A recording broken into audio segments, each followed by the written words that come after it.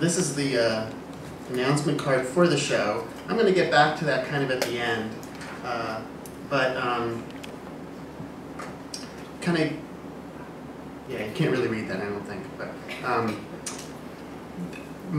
I've lived in the building since 1995, and as an artist, and me and my wife bought a space there, and I kind of started seeing little clues around that led me to some interesting conclusions about certain artists that had been there. I knew some of them right off the bat, such as Larry Rivers, who we bought the building from, and I knew he had been there forever.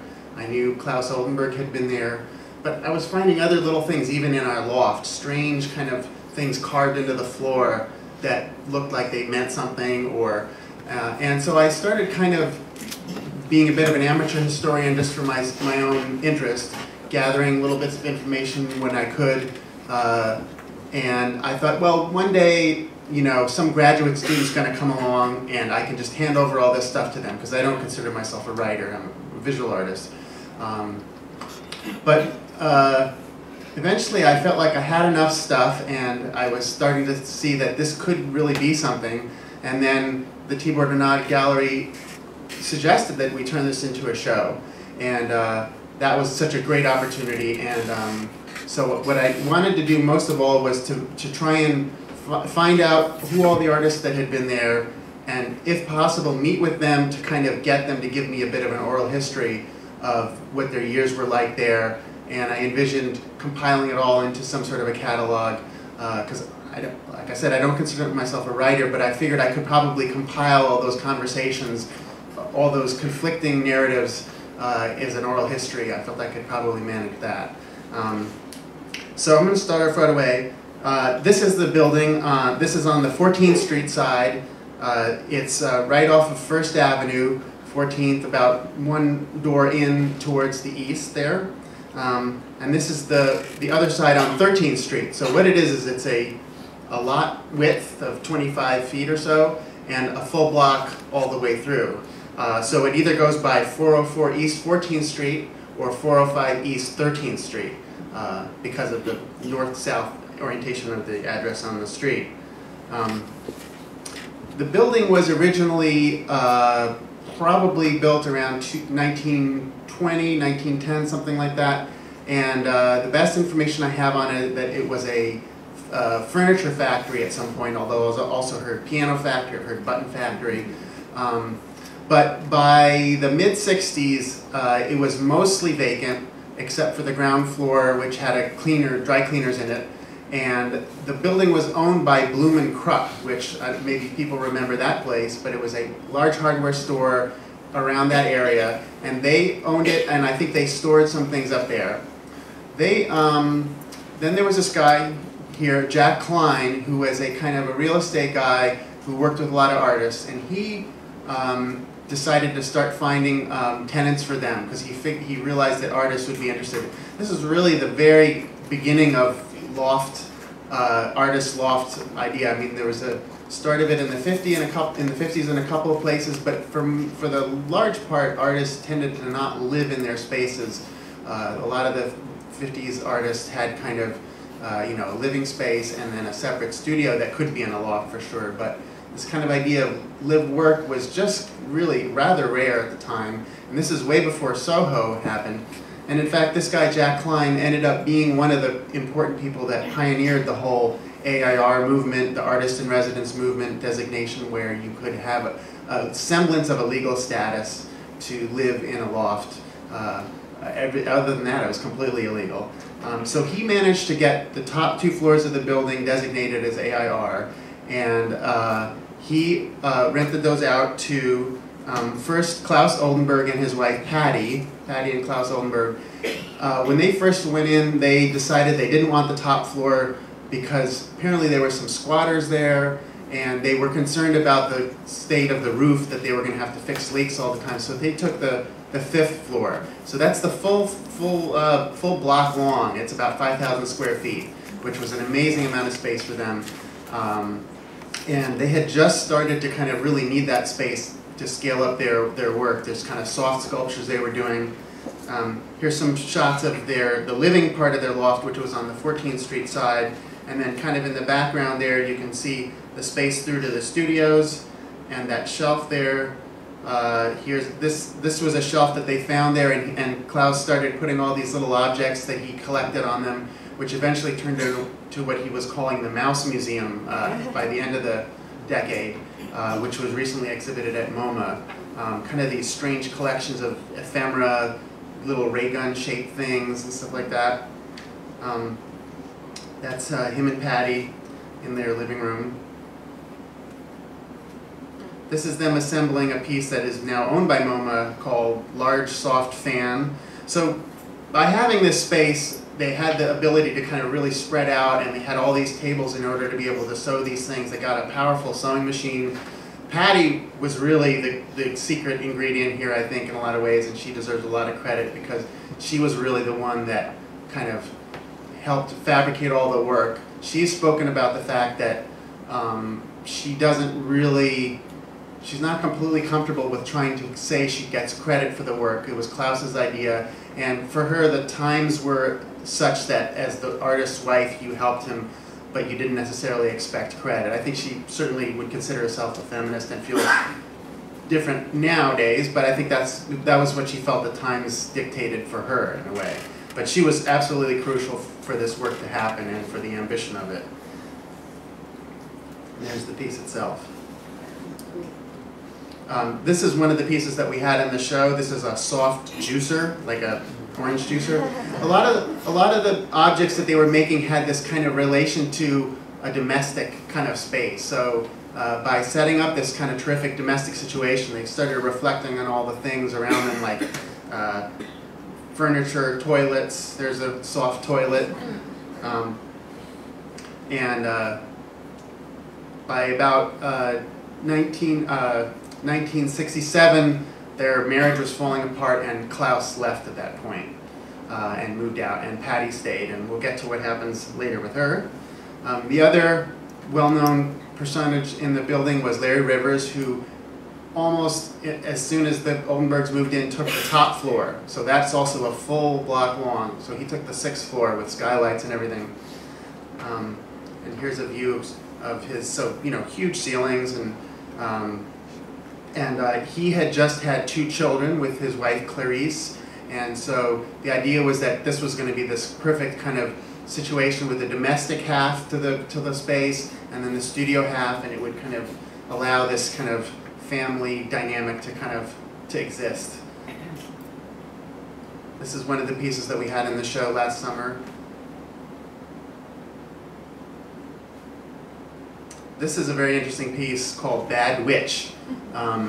Larry had definitely had his share of dalliance with narcotics and drugs, and kind of embraced it as almost as part of his persona in a lot of ways, and wasn't shy about, certainly was not shy about talking about anything, but certainly not on this subject.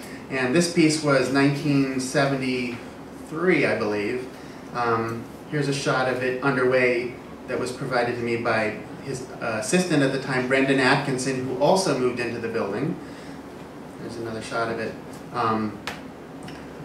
When they were making this piece, Brendan's, by the time I did the research, Larry had already passed on. But so I talked to Brendan, and he told me an amazing story about when this piece was underway. Larry and another friend had scored some heroin, and they tried to shoot up, and Larry kind of missed the vein, and he shot up again, and then realized that he was having this kind of very intense double dose. So Brendan, as his assistant, the blinds were very blurred about his duties. So he had to basically walk him around all night long, pouring coffee down his throat, and they're walking back and forth to the domestic space, and he was getting all sentimental with his kids, and and then back to the studio where they were looking at this piece. And so I think it was this incredible kind of,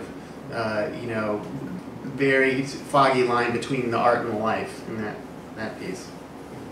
Here's another piece that we had in the show. This is a portrait of Jim Carroll, who was a very prominent poet, and was perhaps their babysitter at one point, or perhaps Larry's studio assistant. Jim also had his reputation as having some drug problems, so that kind of sounds shocking that he was the babysitter. But Clarice, who who was very nice to talk to me, was adamant that he was always the most wonderful, you know, attentive guy and clean at the moment when they needed him. Yes. This is a photograph of Larry with Jean Tinguely, who is a prominent Swiss artist who often would come and stay in Larry's place and create works there, along with Jean's wife, Niki de Saint-Phal.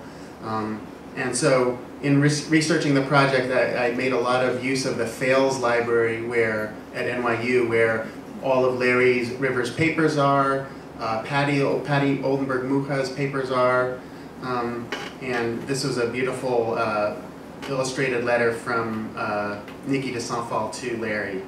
So we included some of these things in the show to kind of get this, try and build this web between people.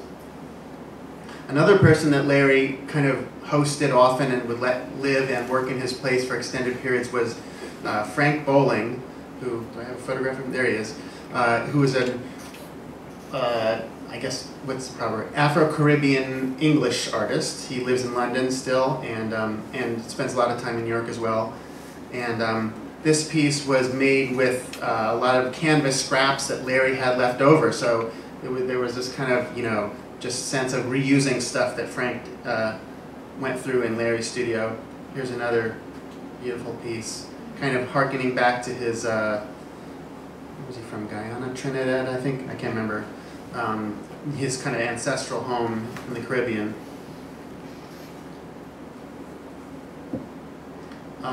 Another artist who is not very well known is Herb Aach, A-A-C-H. And he was on the 3rd floor. So we've got Larry Rivers on the top floor, Claes and Patty Oldenburg on the 4th floor, and then Herb was on the 3rd floor, and he didn't live there, he just had his studio there.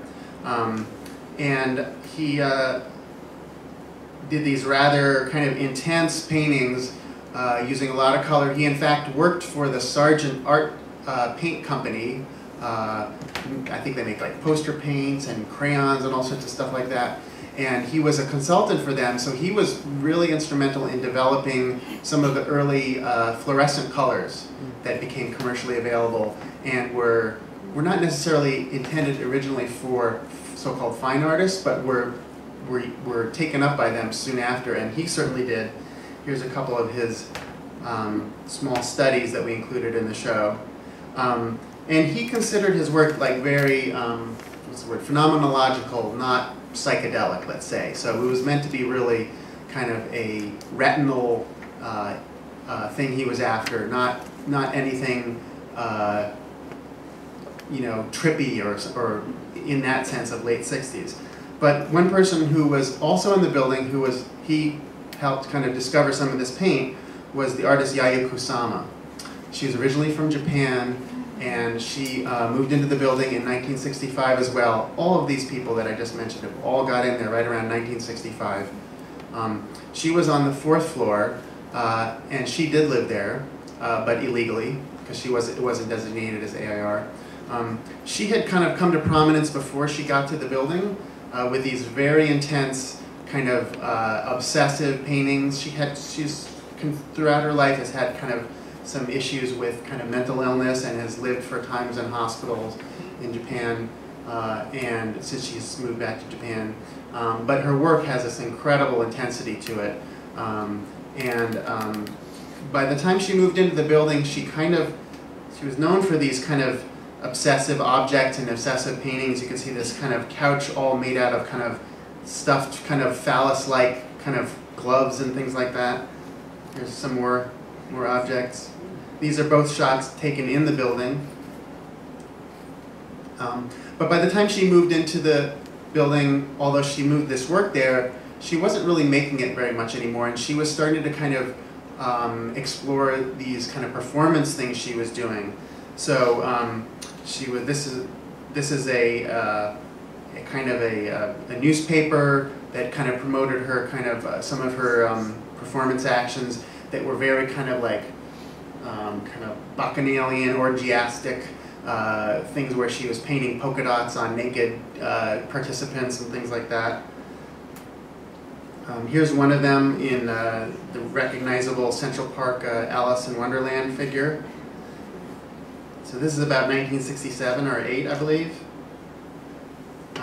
This is a performance she did right in front of the building. You can see that's a newsstand that in some form still exists on 14th Street side. The bus, of course, is ancient. But she did this walking piece around the neighborhood dressed in a kimono, and it was documented in slides. Another piece she did here is her kind of lying on one of these beds of one of her kind of stuffed phallic-like things. And this was taken from her loft on the 4th floor, looking down on 14th Street. That's the bus waiting on the 14th Street bus stop that still exists as well.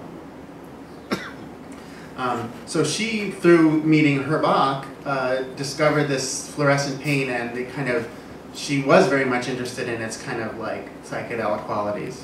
And they were kind of a strange friendship, very different people. He was very analytical, kind of old world, and she was kind of wild, doing these performances. She built a mirrored room, and she had a kind of a homoerotic orgy that was taking place in there that German television filmed. So they were this strange couple, but they looked out for each other in this very nice way. So there's a lot of beautiful letters between them of her writing to him, finding out that her place had been broken into while she was away in Europe, and would you look out for my studio and things like that.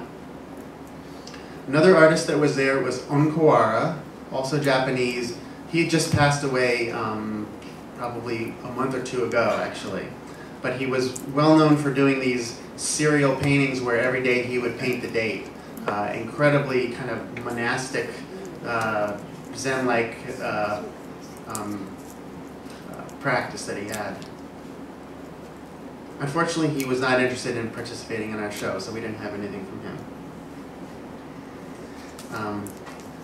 And then the other person on the 3rd floor was John Chamberlain, who you can see there in a picture with his girlfriend at the time, Ultraviolet, who was known from the Warhol kind of scene.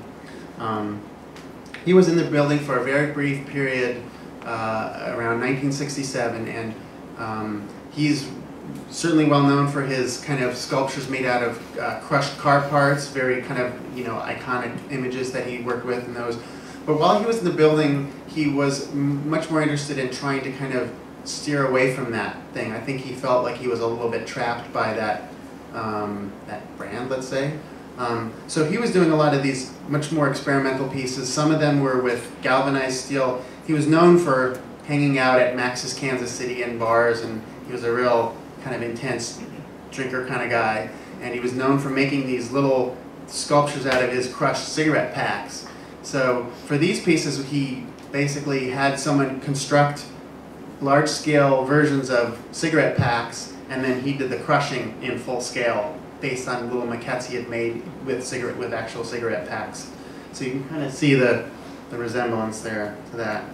But again, without any color, because the car ones, of course, were kind of the found color of the cars. So this was a kind of an attempt to kind of get some of that energy and dynamism, but without that kind of same association that the cars had, perhaps. And the other thing he was doing was these foam rubber pieces, kind of tying them up, cutting them. He had these several full, like huge blocks that were like 10 by 6 by 3 foam blocks brought to his studio, where he carved out these scooped out these kind of sofas for people to lounge on. And this piece we had in the show. So this is 1966, and this foam rubber is remarkably healthy. Didn't turn to dust or anything. Around 1969, Patty, who you can see there, met Richard Myers, who was a poet, who then later on, after they were together, became known as Richard Hell, who went on to be famous, one of the original kind of founders of punk music in New York City. But at the time, he was really identifying himself as a writer and a poet, and was very influenced by the St. Mark's poet scene. He was 19 years old, and she was 35, and Klaus had left, and so I think it was a kind of a new opening for her in terms of a kind of a new kind of relationship. And she picked him up at St. Adrian's Bar, and then they lived together for about 3 years. And I think it was a very it's a very sweet relationship, and they're still tremendous friends actually to this day. She was kind of a mentor to him. She knew all those kind of poets of the generation before him, and she introduced him to those. She was identifying herself as a poet at that point. And you know, he had this kind of youthful energy that I think she wanted after Claes had left. And I want to read you one quote from Richard's book that came out recently. Let me see if I can find this.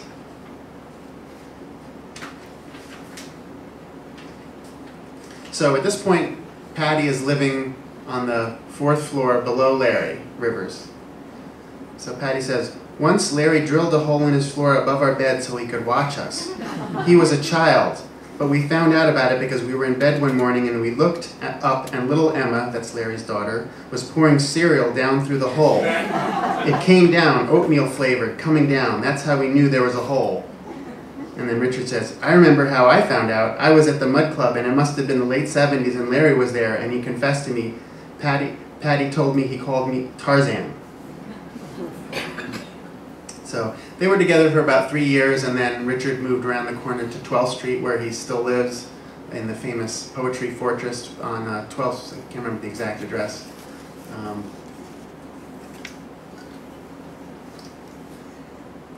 This is a book that I found somewhere along the line of my research early on that was really the kind of Rosetta Stone for me of what was going on in the building, because it was a documentation of it. This was written by Jean Dupree, who in 1973 moved into the 2nd floor. He is a French artist, had some associations with Fluxus, and some of those people. Had a rather bright career early on in France. Burned all of his paintings and threw them into the Seine and moved to New York, where he had another bright career for a moment, showing with Sonnabend Gallery. And by about 1972 or so, I think the political tenor of the times convinced him that to be part of the commercial gallery world was pretty icky. And he kind of disassociated himself from the gallery and was much more interested in trying to kind of come up with collaborative projects and not make objects that worked in the commercial world anymore. So he moved into the building right at that time, and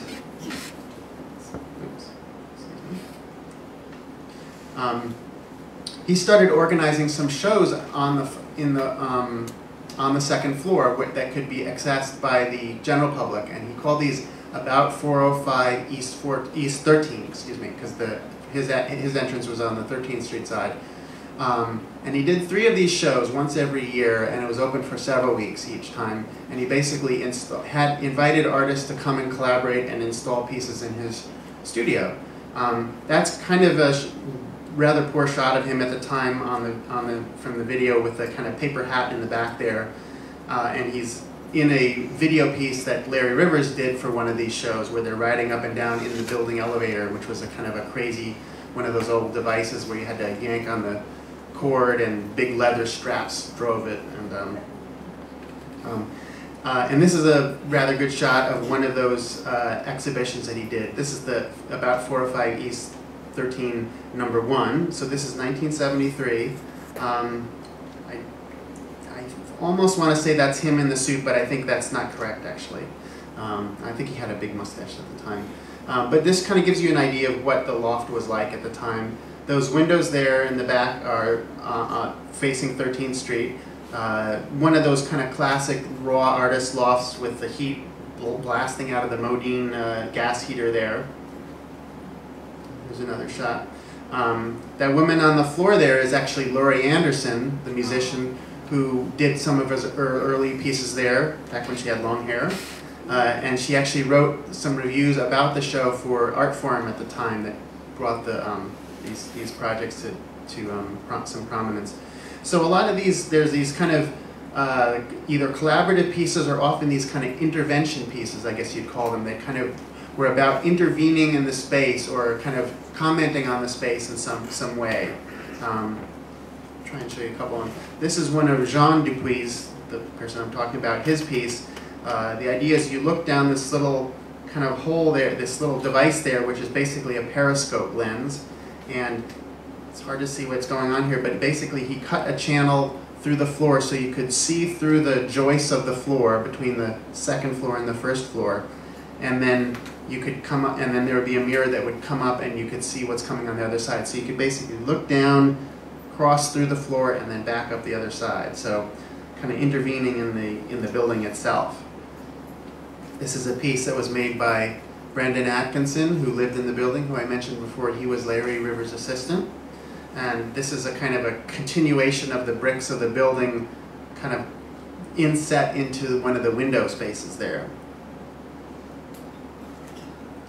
And along with some of the actual sculptures, installations, pieces that were there, there was also often a round of performances, such as Laurie Anderson I mentioned.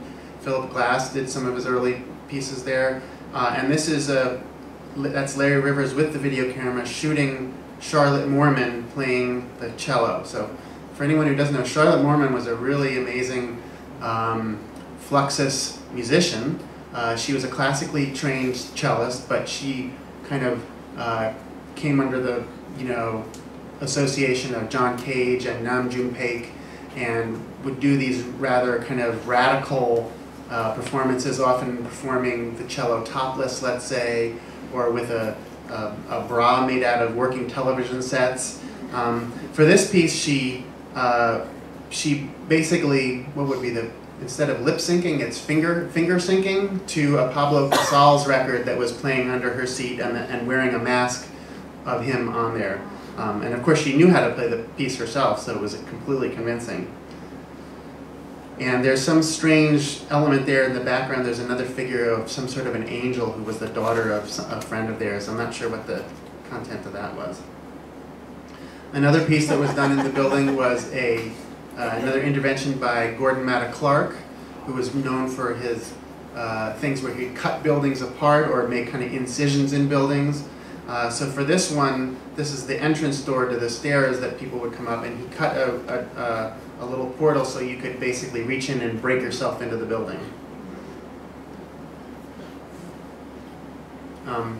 Skipping ahead quite a few years, because that was in the mid-70s we just talked about. By about 1976, Fred Wilson moved into the building. He was a young college kid, and at this point, the ownership of the building had transitioned, and what it had started out as was that it was owned by Blumenkrupp, like I mentioned, and Larry and Patty and Klaus all had 10-year leases. By about the mid-70s, late 70s, Blumenkrupp were not owners anymore. Larry started buying floors, sometimes in partnership with the cleaners, the Dewberry cleaners who were on the ground floor. They kind of went into partnership, and eventually them and Patty still owned her floor. They kind of assumed ownership of the building. So basically, by this point, Larry is kind of the landlord, and he's renting out floors. Sometimes two people who had been there from the beginning, he kind of basically owned it underneath them, such as Herb Aach, and he rented the floor to Fred Wilson, who lived on the third floor at this point. This is a more recent piece than when he moved in. There's another piece that was in the show. So these pieces were in the show. That's glass, blown glass. There was a lot of kind of difficulty often between some of these tenants and Larry. He wasn't a particularly good landlord, I think you'd have to say, to be fair. But in some ways he was also trying to protect his equity in the building and things like that. So having artists as tenants can be difficult, for sure. So there was a lot of kind of disputes, lawsuits that kind of grew out of these relationships. So at one point, Herb Aach, who was on the third floor and had been there, from the beginning, since him and Larry were suing each other over whether Larry was trying to evict Herb and Herb was trying to stay. A lot of kind of bad blood coming on then. And Larry at one point tried to kind of kick out Fred Wilson, and luckily Fred had a very good lawyer and kind of had you know, put all his money in escrow, and managed to kind of hold on. And then later on, Larry converted the building to condominiums and sold floors, and Fred managed to buy his floor and stay, and no hard feelings, basically. Another person that moved in soon after Fred is Whitefield Lavelle, and so Fred and Whitefield are a couple, and when Whitefield moved in 1981, he was a young kid out of Cooper Union, and met Fred, who was a tiny bit older than him. And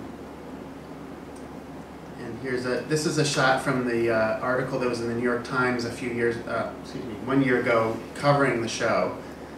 It wasn't a review; it was more like a kind of a City Pages kind of special on it. But here's some of Whitefield's works. So him and Fred are on the 3rd floor. These are some of. This was a piece that was in the show.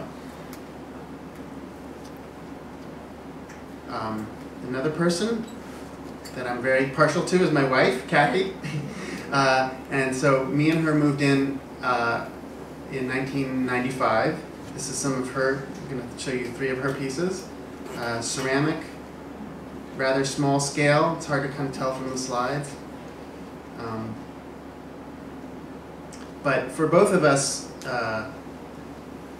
it was this amazing opportunity to kind of have this amazing amount of space. So we moved into the 2nd floor, which was Jean Dupuis' old loft. He had left for several years. There was other people that were kind of coming in and out that were renting from Larry. But even though Kathy's work is small, I think, well, speaking for myself, the kind of access suddenly to this amazing amount of space. It's not a full. We didn't have the full block long. We had basically half of the 2nd floor. Was this amazing opportunity to kind of have that live-work space and to kind of, you know, just felt like real, you know, serious artists just by being there in a lot of ways, and with that history, I think, certainly. This is a piece of mine that I made in the space. Not particularly typical, but I'm showing it because I think it relates to what we're talking about, which is this was a cardboard studio, full-scale studio that you could walk into. So kind of definitely reflected on my being in this building and the sense of what a studio is and kind of what kind of magic or not happens there. I'm not going to talk about myself very long, so we're going to move right along. So this is a portrait of Allen Ginsberg by Larry Rivers. Just at the same time as we moved in, Allen Ginsberg sold all of his archives to Stanford University and had a big, nice lump of cash. And he was having some chronic diseases like diabetes and some things like that, that his office manager and assistant was concerned that he could no longer navigate his, you know, I don't know what walk up it was, maybe 4th or 5th floor. So the idea was to find a place where, rather than him having to kind of go out so much, that it would be possible for the world to come to Allen. So they realized that Larry had this space. They saw a real estate listing and they said, that sounds just like Larry's space. So they called up Larry, and of course Larry and Allen had been old friends since, you know, the 50s even. So there was this kind of, you know, beautiful moment of like, yes, we can grow old together, we can push each other around in our wheelchairs, you know. So here's a portrait of Larry by Allen, a little before he moved into the building. But so Allen Ginsberg spent several years, about a year or so, converting the building, his loft, into the kind of the perfect situation for him to live and to have an office to manage everything for his, you know, affairs, and then a living space. And he moved in 1996, and within very short time, I think it was about a year or less, maybe 6 months or so, he discovered he had liver cancer. And so he really barely got to be in the building for very long. But these are all works that he did in the building, photographs. This is a photograph of Robert Frank and Peter Orlovsky in the space. This is really the last kind of several months of his life. This is the manuscript for his last poem that was written there, when he realized he was dying. It's called Things I'll Never Do. Is that what it is? Things I'll Not Do, excuse me. And we had the copy of this in the show. We had a lot of vitrines with kind of papers and things like that. And this is the last photograph he ever took, which is the view out the window of 14th Street and First Avenue. And Allen passed away on April 5th, was it 96, I believe. 97, I'm sure, I can't remember.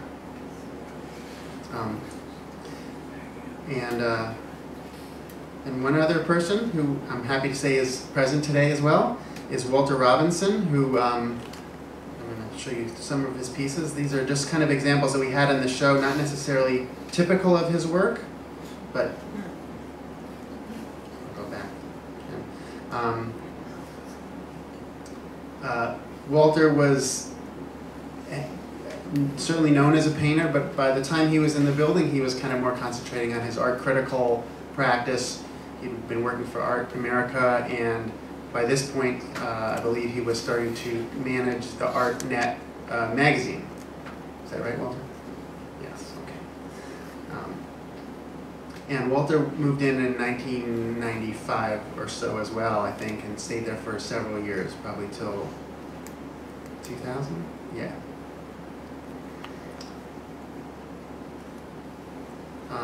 And then the last person I'm going to show you is the person who bought the space from Larry was Wes Anderson, the film director. And he's been using it as a production office. And one of the films he actually edited there was Moonrise Kingdom. So we were lucky enough for the show to get one of the backpacks, which to me kind of evoked those early Oldenburg soft sculptures very nicely, kind of drawing the circle around. And there you can see it in action from some of the production stills. And there have been quite a few other artists, but unfortunately I had to kind of find some way to kind of crop the show into some sort of reasonable space. So. But I just want to show you a couple of views of the show itself to give you some sense of what it looked like. There was quite a few of these cases with vitrines. Everyone was incredibly helpful, and especially Claes Oldenburg gave me amazing access to some of his archives and let me root around in his place, and found a lot of amazing kind of old photographs of the space, papers. He was very interested in kind of showing the whole idea of what the process of being an artist was like. At the same time, he had his amazing show up at the MoMA, so the finished work was certainly well represented there. So I think both he and especially I was really keen to kind of show some of how he kind of related the process to the space. So there's a lot of maquettes for things, kind of initial bits and stuff like that. And this was an arrangement of several objects. There's an Oldenburg in the back, that spark plug, some Kathy Butterleys, and then that kind of transparent object in the front is a plexiglass sculpture made by John Chamberlain, also not very well-known work of his. And here's some of that was a journal kept by Richard Myers Hell there in the middle there, and some photographs of that door there was something that Fred Wilson had discovered when he moved in, spray painted John Chamberlain. So we don't know much of the provenance of it, but we'll have to assume that it was his. And that's it.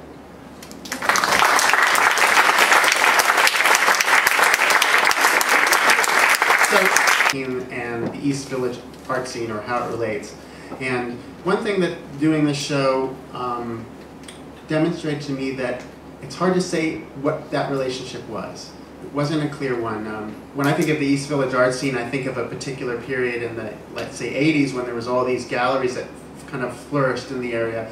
And I think you could say that there was hardly any relationship between the building and that scene, really.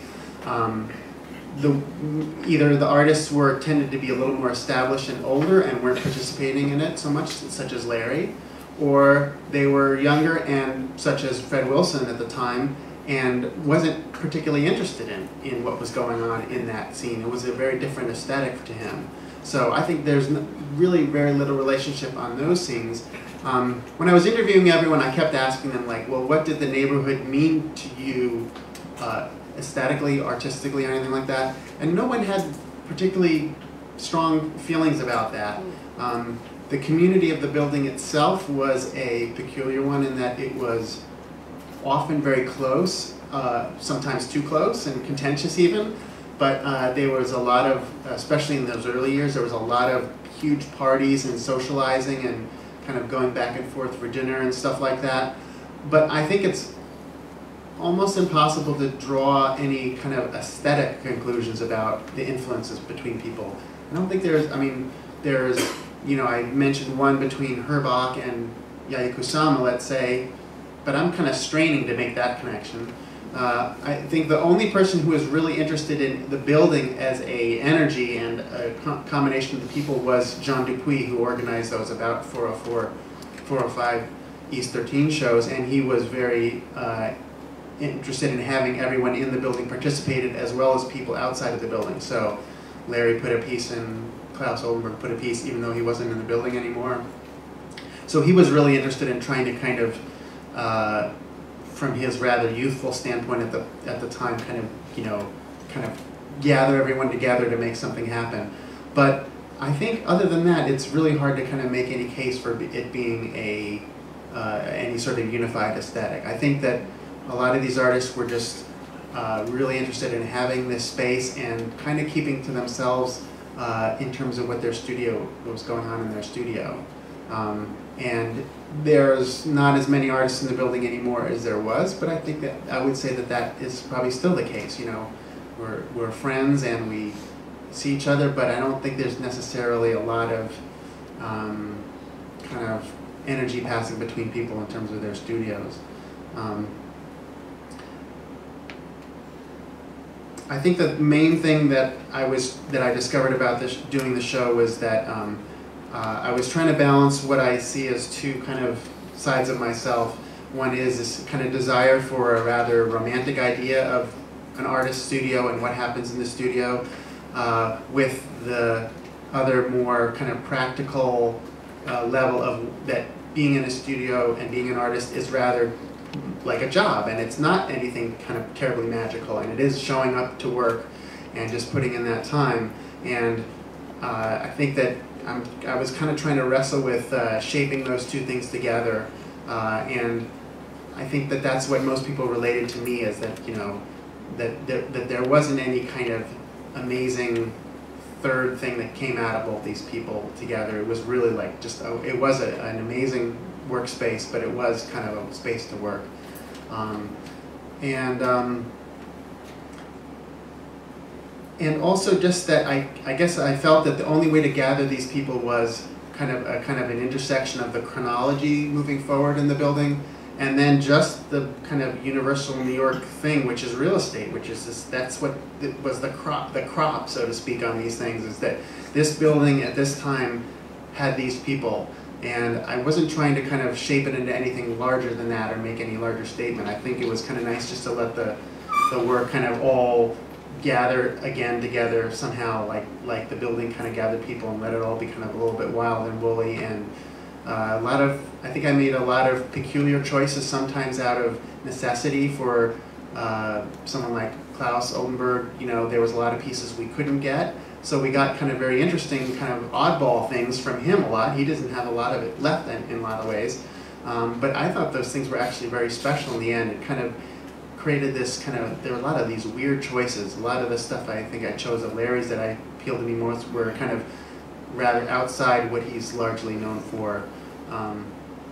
But that seemed to be kind of connecting to stories that I found in interviewing people. So I was really keen on any piece that kind of could be related to a story, such as that piece Bad Witch that I showed of the hyperdemic needle. I felt like that kind of gave it a little, that's what this show could do for a piece like that, as opposed to another kind of presentation. So, I'm happy to take any questions. Yes? So just in terms of the chronology of when Soho started Mm-hmm. to become a place for artists, because it seems that this building was also quite isolated. Yes. The work That's other true. buildings with other artists. Do you think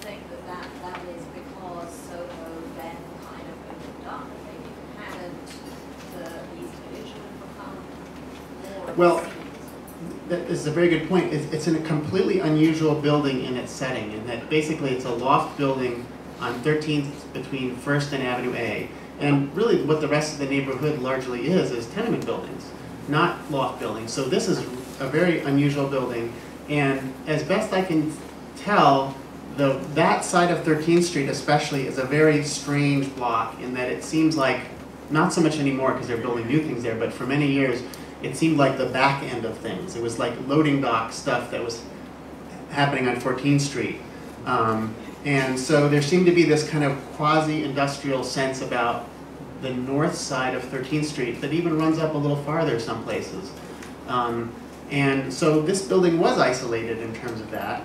I think what happened with Soho is that in the late 60s, when people like Jack Klein started to kind of get this thing rolling with the AIR movement, where people could not have to be completely illegal and surreptitious, there was starting to be this modicum of legitimacy in the city's eyes about being able to be in those spaces.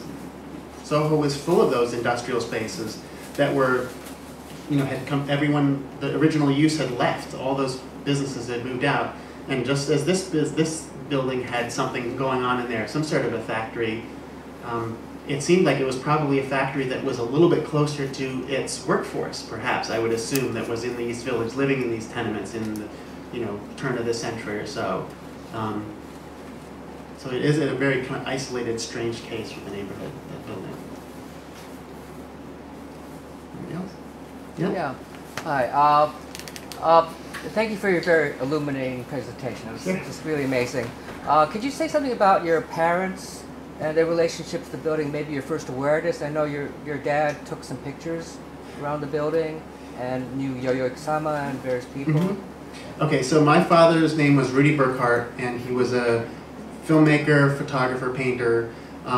He took some photographs, but I have not actually found any photographs that were. I think there was a couple of Larry Rivers, but really there were not a lot of photographs he actually took in the building itself. Mm-hmm. He did take some photographs of Yayoi Kusama, but they were before the time she was in the building. The story is literally that my father was one of the reasons I did manage to end up in the building, which was that me and my wife had heard about the building through the guy I worked for, Red Grooms, who Larry was friends with, and Larry was trying to interest him in taking one of the floors for a studio, and Red was like, I don't really need a studio, I have one. It also turned out my accountant was the same as Larry's accountant, and we heard about it through that as well. And so we kind of showed up to inquire about it, and then I think once Larry realized that my father and him had known each other in the past, it probably helped us to kind of, seal the deal with Larry, which was who we bought the building from. But there isn't really that much of a connection other than that with my father and that building in particular. But we did live around the corner for, on 14th Street and 3rd Avenue from 1970 to 77, and I remember vividly, 14th Street this is early 70s, was pretty hairy growing up there. And I remember vividly knowing somehow that 13th Street was a no-go street somehow. And I don't know, someone told me that or I just sensed it. But I remember it was really kind of an off-limits street for a young kid. 14th Street was safe because it was a thoroughfare, although there was all sorts of crazy stuff going on. It never got to that point of threat so much. So were you aware of the artists that were in the building though, from earlier? When I was a kid, I probably didn't care. No, I mean, I might have gone there at some point with my folks, but I don't remember. Right. So, thanks. Mm-hmm. Anybody else? Yeah? Thank you for the presentation. Sure. I'm wondering if you know of any collaborative or a place. I have a lot of artist friends, from Brazil here, France, and I have a lot of artists. I'm on the San Juan 8th Street, I have a clothing store, and I meet a lot of artists, but they come to New York and they're some starving artists. There's no space for them. I'm looking for a collaborative or building or something I can do with the city, a place, a live workplace. Is there anything that exists? Well, I would say you're absolutely right. It's insane out there for artists right now. There was a news story the other day that there was some subsidized housing for artists that was going to be developed in Harlem, and they had 89 spots, and they got 53,000 applicants for it. That right there tells you what it is. Not free spaces, you know, kind of subsidized, you know, spaces. So I have to say personally, I'm grateful that I am where I am, and because I own my space, my antenna is not up as much, and I'm thankful I don't feel the anxiety of having to worry about having to leave any minute now, which is constant for artists now. I mean, I certainly know that through a lot of friends. So short answer is I don't have any one particular place to turn you to. I'm going to take something about your question, which is this idea of collaboration, because I was very interested in talking to all these artists and asking them, you know, you guys must have been collaborating all the time. And a lot of them were very insistent to say, no, you younger people always want us to be collaborating all the time. And I think that certainly is a very current activity among artists, you know, and there is a desire for that certainly. But they were pretty adamant that they didn't really do that in particular. One more question back here, Tom? Yeah. You mentioned the poetry fortress on Yeah. Wall Street. I'm curious where that is, if you know exactly. I can't remember the exact address. It's 5 something East 12th Street, and basically it's between Avenue A and First Avenue, just like same, you know, cross streets as our building is. And here's the man to ask right there, Simon Pettit. What's the, you know, you don't have to tell the address, but. It's on between First and 437. Okay, but Simon, could you mention, you probably know the history. Simon Pettit here lives there, correct? And maybe just tell us some of the people who have been there over the years, because that building deserves a show or a book or something. Yeah, well, that's extraordinary. Where to begin? Mary Carlisi, the old lady who lived in the building, told us how Lucky Luciano. Wow. Allen Ginsberg was my neighbor and friend for all of the time before he moved to 30th Street. He lived there for 25 years. And this poet, many poets around. Another show. A few names. Give me a few names. Greg Masters. Greg Masters, John Godfrey is there. Richard Howell, yeah. Richard Howell, we spoke of before. Crazy Poker, Jim Brody, who was there. I'm forgetting a million people. Michael Skolnick. Well, Richard Prince lived there. Lou Reed. I mean, start me up. Yeah. That's a lot of people. But the nexus, the same thing. The nexus of writers and poets and artists all in one building, not necessarily intentionally working together. Just sort of autonomy and independence, which is kind of what happens. Historical fate rather than some necessary design. But I would assume it's probably like our building in that the sense in that through word of mouth, someone finds out about a space that's open, and then it kind of creates a community ad hoc in that sense. Very much. Yeah. I mean, I'm supposed to be undercover here. Okay. How I moved in there, I moved there in 1977, and the poet Ted Berg, who's an old friend of mine, said, "Oh, you should go over there and to the Poets Building." It was already a poet. Larry Fagan, I should print out this. He's actually predated a lot of people there. And I was introduced by a poet called Michael Skolnick, who was there, who I didn't know from Adam, who very kindly recognized me as a poet and writer and said, "Please come on in." And so it was this curious history of friendships, of neighborhood, and indeed in a very different. And am I right that it has been informally referred to as the Poetry Fortress? Yeah, no, that one, that one goads me a little bit. It used to be, for some years ago, there was a magazine called Unmuzzled Ox, and I don't know if anybody's familiar with that, and a guy wanted to do a poetry encyclopedia, and they're going to put this building as one of the aspects of the encyclopedia. And that was when it first got into print as the poets' dormitory. It was worse than the fortress. And it was this terminology, because there were a lot of guys there at that point. And so that's a single man. Yeah. I think there's a lot of connections, you know, there's probably more connections for the artists that are in our building that relate to the poetry world than to artists, actually, in a lot of ways. Such as, you know, Larry certainly had a lot of intense relationships and friendships with poets and was associated with them, collaborated with them. Klaus as well, and Patty, his wife, she really kind of identified herself for a poet for many years, had studied with Bo Bergson.